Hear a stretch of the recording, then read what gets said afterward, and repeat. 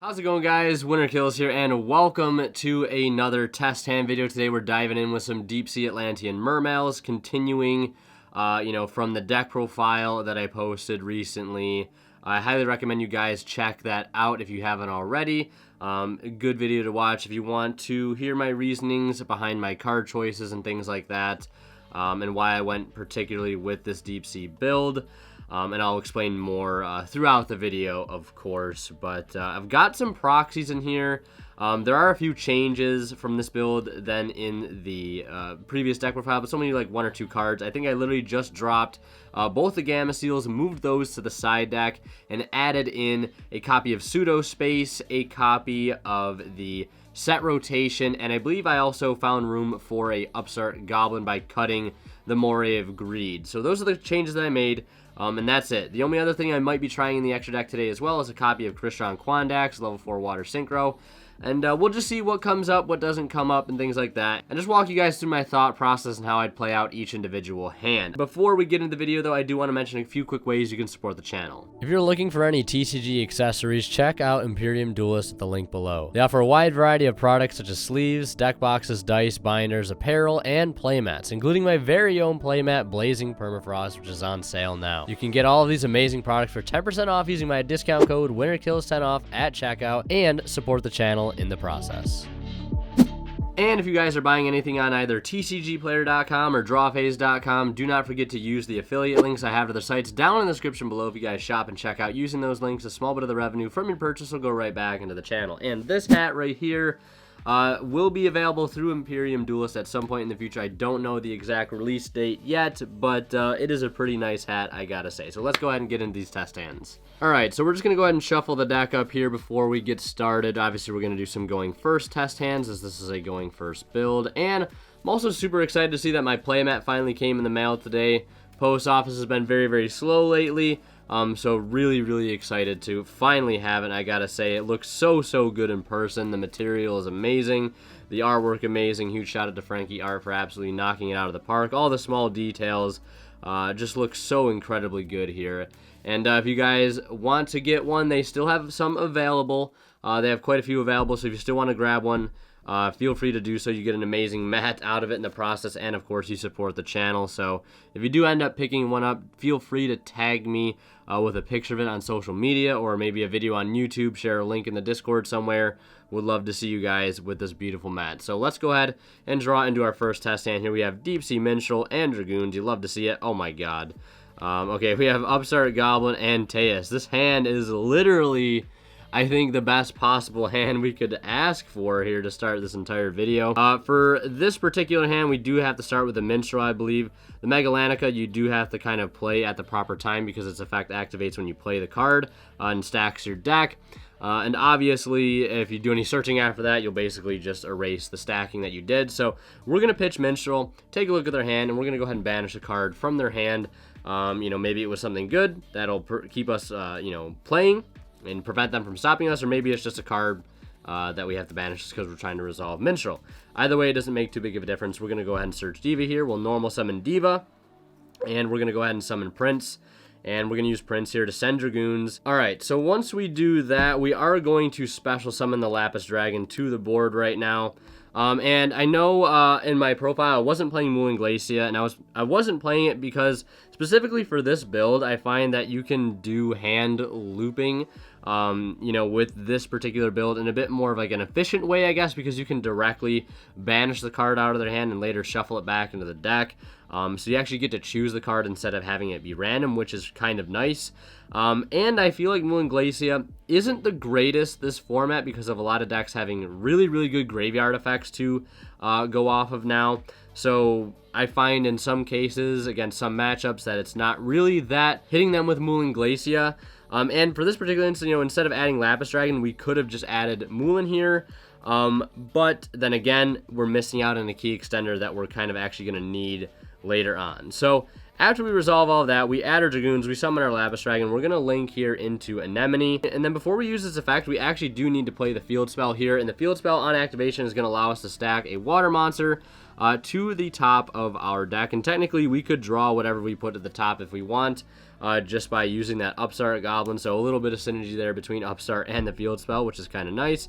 But we're going to put that to the top. Now we're going to use Minstrel or Anemone here to revive the Minstrel, and we'll use Minstrel's effect to mill the top 3 cards of our deck to the graveyard, or send them from our deck to the graveyard as cost to be able to recycle a level 4 or lower water monster either to the top or bottom of our deck. So we mill the Prince that we stacked. Obviously, we mill Infantry too, so if they did have any cards on their field, we could potentially pop it with Infantry.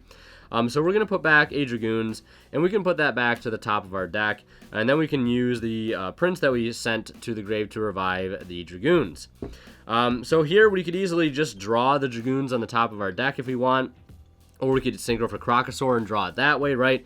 There's tons of ways that we could like keep going and keep stacking, quote unquote, here our deck and drawing the cards that we want to see. But instead, what we're going to do here is synchro into the Deep Sea Prima Donna, and on summon, we're going to activate Megalanica's effect to basically, if we special summon a water synchro monster, we can look at our opponent's hand and banish 1 card in their hand until the end of their turn. So yeah, that's going to prove to be very, very beneficial here, because let's say our Minstrel hit an Ash out of their hand, but we don't want to give them back the Ash, right? So maybe we just hit an Alistair out of their hand on that summon, or something that, you know, wouldn't make a difference whether it's in their hand or not during our turn, because it has no control over the plays that we're trying to make. So we're going to use Prima Donna's other effect here. It says we can target one of your opponent's banished cards and then add to your hand or special summon 1 level 4 or lower water monster from your deck, and if you do, add that target to their hand. So we're going to give them back that not so important card, right? So we can use the effect of Prima Donna here to basically extend. So we could add any level 4 or lower water from our deck to our hand, or special summon it. So that leaves room to summon the water barrier statue if we wanted to. Main reason I don't like that is because, you know, with this particular hand, I mean, we could keep going, but that is one option. You know, we can go for the statue, but I like to go for the Artisan, because the Artisan does provide quite a bit of an extension here, because when this card is summoned, we can send the top card of our deck and then summon a level 4 or lower water from our grave and negate its effect. So we can mill 1 here. We mill a Dragoons, which is just huge. We'll be able to get that effect.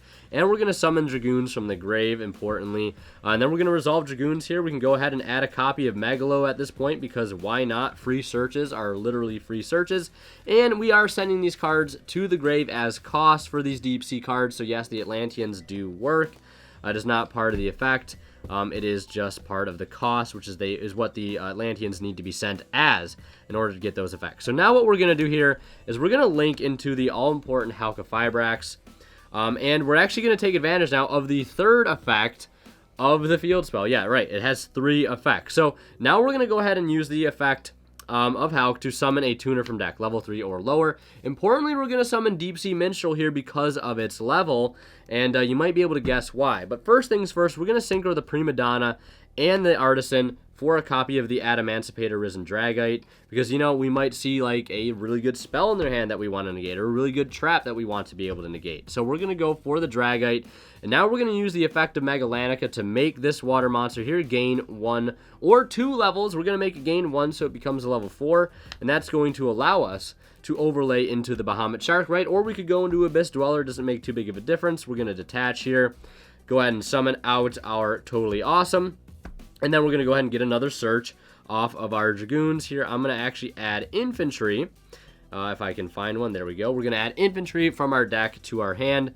And now we still have all of these cards in hand. We still have 5 cards in our hand with this particular play.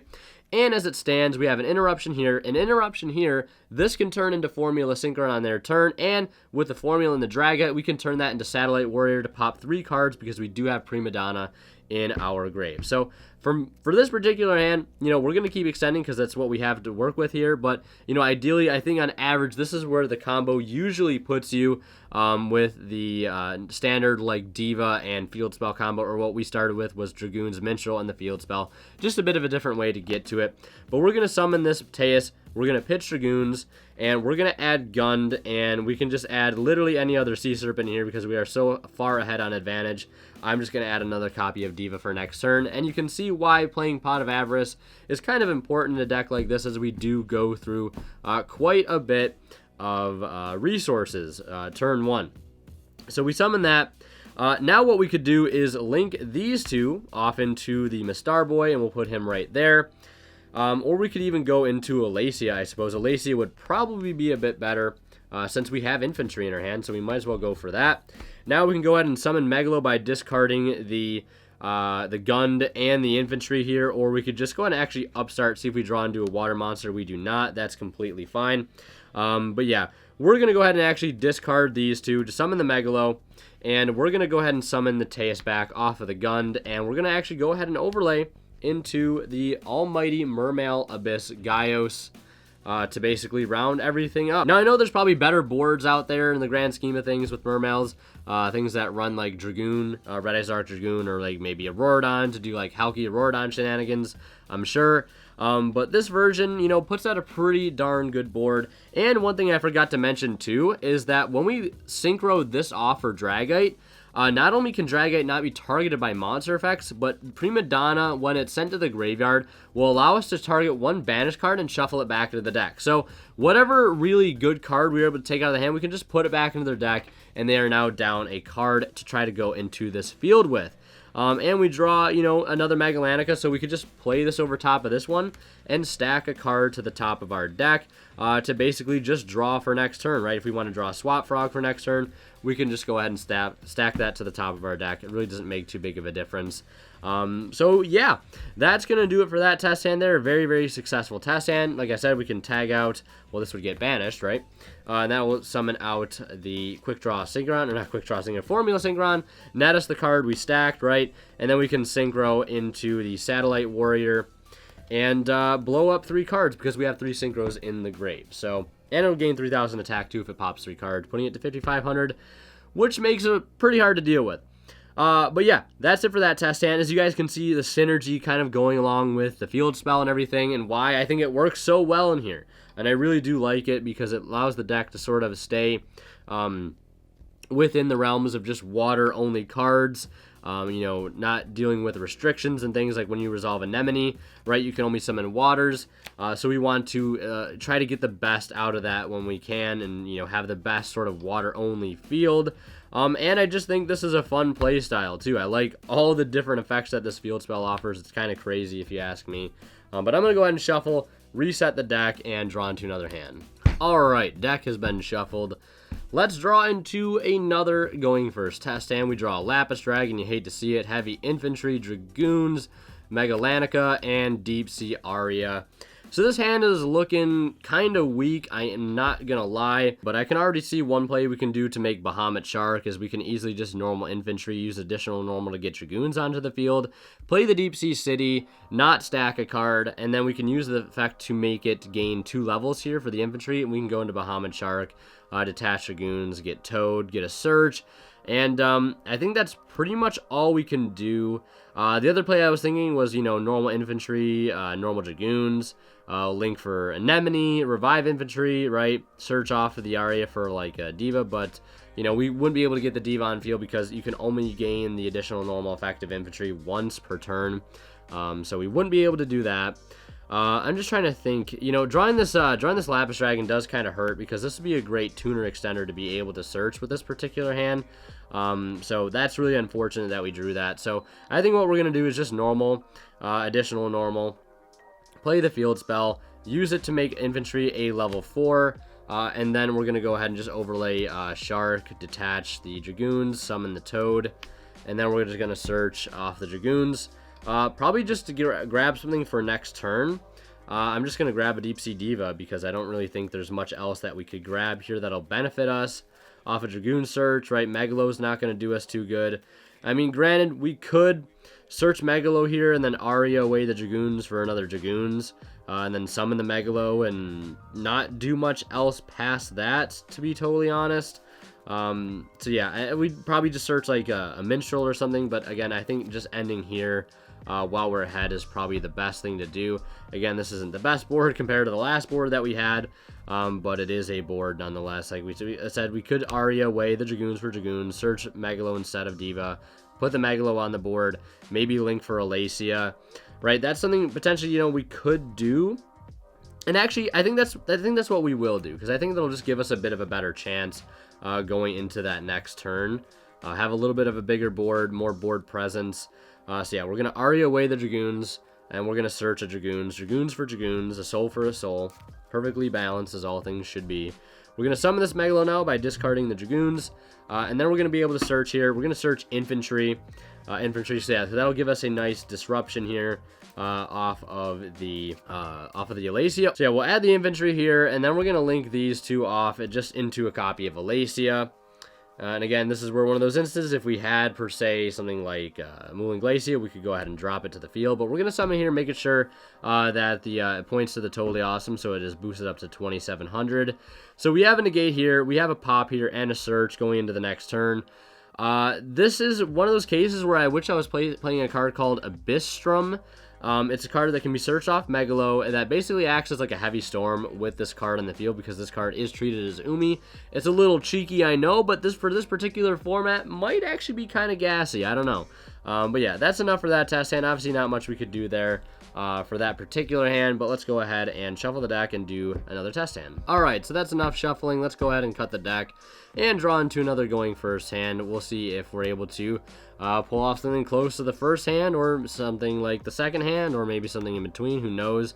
Already drawing Fishborg and Lapis, you hate to see it, but we also pick up a copy of Deep Sea Aria, which is kind of nice. So we're going to start here with swap, sending infantry, because whatever card we send here is just going to get banished off of the Aria, unfortunately, because we do need it to basically start our plays here. But we're going to go ahead and send Ronin Totem to the graveyard. Obviously don't want to banish that off of Aria, so we're just going to use Aria now to banish infantry, and we're going to go ahead and search a copy of Deep Sea Diva, just like that. So a small price to pay to get to Diva. We'll normal summon Diva now. Diva is going to summon Neptibus. Neptibus is going to send Dragoons, add Dragoons, and Minstrel. Might seem a little late for Minstrel here, but I mean, got to work with what we have, right? But we're going to bounce. I mean, technically, right? I'm a little ahead of myself. So if we put these back, put this back into the deck. So we've searched this off of Aria. Now, instead of going right for Diva, we can bring back the Swap Frog and then summon it by discarding Launcher, sending another swap to the grave. And at this point, we'll have protection for our Diva here instead of just blindly doing it. So playing it a little safer here. So we'll banish swap for Ronin, not the other way around. Swap for Ronin, just like that. Launcher's in the graveyard. Already live at this point. You'll love to see it. We'll cut the deck here. We're going to overlay into Totally Awesome. Which is super awesome, right? Now we're going to normal summon the Diva. So if they have a hand trap, right, we have at least some protection for it.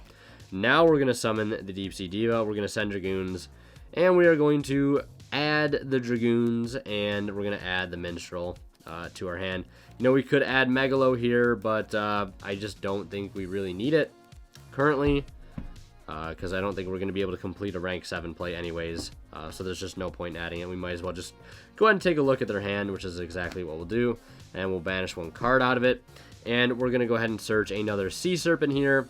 Not sure exactly what I want to go for currently.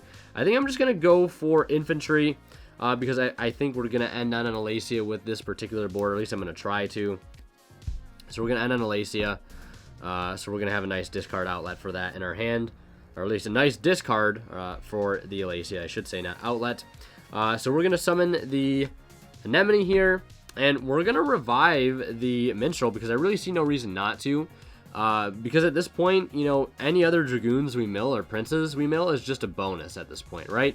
And we can still go into Halqifibrax too, because Minstrel is a tuner. So we're going to use Anemone to bring back Minstrel. We'll mill the top 3. We mill a Set Rotation, Deep Sea Diva, and Upstart Goblin. So it misses, but it's completely fine, because it, you know, doesn't hurt us either way. Now we're going to go ahead and link these two into the Halqifibrax. And we're going to use Halq just to summon another water tuner from the deck. And I'm just going to summon, let's say, another Minstrel here. And then we can use Deep Sea, or not Deep Sea, there's so much Deep Sea in my brain. Now we're going to use the Fishborg Launcher in our graveyard to summon himself out. While all monsters in our graveyard are water, so we'll summon that. And then we'll link these two off. This will get banished. We'll summon Mermail Abyssalacia right here. So we have an Omni Negate, we have a Pop, and a Search. And this can tag out into Formula to draw, or it can even tag out into Deep Sea Prima Donna too, which is a pretty nice card to have for next turn. So, you know, if we end up surviving, right, we can actually just tag into Prima Donna, which is just incredible because next turn, look how many cards we have banished already to be able to use this and tutor out cards from our deck. So really happy that that card's the tuner. Again, not the craziest board there, but still a decent board nonetheless. Was protected from hand traps, Nibiru as well. And ending on, a pretty solid board. Just a nice little board, nothing super crazy, but just a nice little board nonetheless. So we're going to go ahead and shuffle and do another test hand here. All right, the deck has been shuffled, and let's draw into another hand. Here we got Teus, Pseudospace, Megalanica, Dragoons, and DD Crow. So this is the first time we're seeing Pseudospace in a hand, and Pseudospace is actually really good, obviously because it's another field spell to get for set rotation. But there are some cases where, like, we're using Artisan and we're using the Minstrel to mill cards. If we mill a field spell and we have this in our hand, we can essentially just get access to Megalanica just like that if we need it. So that's actually pretty nice to see. And we can get double use out of Megalanica this turn too, which is really, really good. So we're going to start with the old Teus Dragoons, and we're going to add Diva here. And now Diva's going to go in, unprotected, which is not the greatest thing. We don't have another water in our hand. We don't have another Dragoon, so like we can't just go. And we're also forgetting the search of the, forgetting the search of the Gund.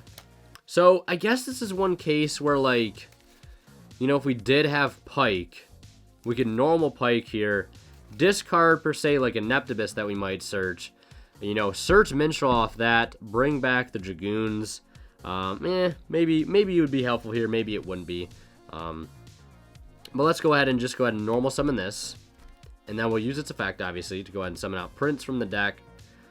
And we're going to go ahead and send copy of Dragoons, and now we're going to add Dragoons and Minstrel here, just because we need it. And might be a little late, but who knows, they might have something like Nibiru in their hand too. I know Nibiru isn't super widely played, but it's still a card that 100% ruins this deck, time and time again. So let's say the Diva did get Ash, because I do want to bring up, what to do in more situations, like when we get hand trapped and stuff, because I know sometimes I just play without interruption. It's not super realistic, so I figured I'd bring this up now. With this particular hand, right, if we do normal the Diva gets hit with an Ash or a Valor, whatever it may be. Obviously, we lose access to these cards. We don't get Prince, we don't get Dragoons, we don't get Minstrel. But one thing we could do is play the field spell, stack Minstrel to the top of our deck, then synchro into Crocosaur and actually draw the Minstrel. And then what we could do from there is use Minstrel by pitching Gund, take a look at their hand, hit a card. Gund would bring back Teus, right? And then we can play Pseudospace over top of the Megalanica. We unfortunately wouldn't get the stack effect because, we wouldn't be able to get the activation effect of Megalanica through Pseudospace, which is unfortunate. But we'd still get access to the other effects that it offers. And then we can go into Anemone, bring back Minstrel, etc., and try to do the play there and recover from that point. But for this particular hand, let's just go ahead and keep playing and show off the potential of this deck. So if I played Megalanica already, that was a mistake. We're not going to play it just yet because we're going to go ahead and use Deep Sea Minstrel here to go ahead and take a look at the opponent's hand. And we're going to go ahead and search a Sea Serpent, and that Sea Serpent is going to be none other than the Lapis Dragon. And we're not going to summon it there because we need to keep one of those center zones open for an Anemone play. So they're down one card. And now we're going to link these two, I would say, into the Anemone. And now we're going to play the Megalanica, and we're going to stack a card to the top of our deck. I'm going to stack a copy of Prince, just so we can revive a Dragoons out of the graveyard and go for that pivotal level 7 synchro play. So that goes right at the top. Now we're going to use Anemone here to put the Minstrel out onto the board. We'll mill 3, we mill Prince, 1 for 1, and Swap Frog. Swap Frog is nice. And speaking of, like, all this milling, it kind of feels like BA. It kind of makes me want to try some other cards that get their effect when they're milled. Like, I know some of the other Fishborg stuff could be advantageous here, but I've yet to try out any of these cards. So we're definitely going to put back a Dragoons to the bottom, and then we're going to summon a Dragoons off of the Prince effect. And now we're going to go ahead and synchro here, and we're going to summon out the Prima Donna. Now, this is a case where, leaving Prince on field because of the other, extenders that we had on the Teus on board, we get to keep this, so we can still technically make a Dragite, but we could also still technically make you know, a Crocosaur and summon out a level 1 like the Artisan, and draw 2 cards off of that. So that is a potential option, but I'm not going to do that. We're going to use the effect of the field spell on summon, banish another card from their hand. We're going to put one of the worse off cards back to their hand, and we're going to go ahead and summon Artisan from the deck, and we're going to use Artisan to summon one from grave. Well, first we have to mill. Don't want to forget about that. Always sometimes forget about that. So let's shuffle the deck. We mill a card. We mill Pot of Avarice. No big deal. Let's go ahead and summon Dragoons to the field. Now from here, we could Synchro into Crocosaur and draw a card. It's unfortunate again that we don't get the stack effect here through Pseudospace, just based on the mechanics and how it works and everything. But let's actually go ahead and Synchro here into the Dragite. And that card that is banished theirs, we'll just go ahead and shuffle that back into their deck so they no longer have access to it. And now we can go ahead and link these two into Halka Fibrax. We're going to summon out another Minstrel from the deck if we still have a copy, which it looks like we do. So instead of summoning the Minstrel here to go for the Bahamut play, what we could do is summon the Deep Sea Diva from the deck, because that, of course, is a level 3 or lower tuner. And then we could use Megalanica to increase one of these guys' level by 1 or 2. Right now we have Synchro for 7. But if we make Diva a level 4 by increasing its level, we can Synchro for 9 and draw 2 additional cards off of our Crocosaur because of the materials that we use to summon it. So let's summon Crocosaur here, and we'll draw 2 cards. We draw into Megalo and another DD Crow. So many DD Crows in this hand, but if we're playing against like Drytron or Eldlik, right, having these cards is going to be pretty nice to have. So yeah, there's either this route where we draw 2, or there's the alternate route where instead of summoning Diva from the deck, right, we actually just go ahead and summon Minstrel from the deck. And we can make Minstrel a level 4 via the field spell. And, use the effect, make it level 4. Overlay here for Bahamut Shark. Detach the Dragoons.